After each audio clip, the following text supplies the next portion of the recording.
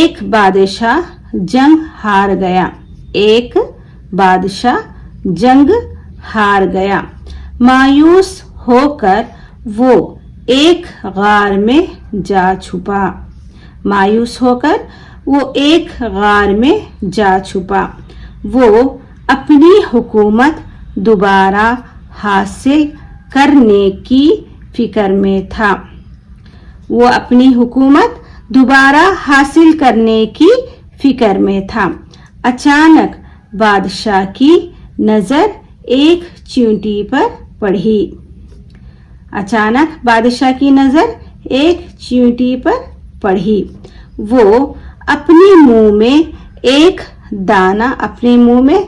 दाना लिए ऊपर चढ़ने की कोशिश कर रही थी।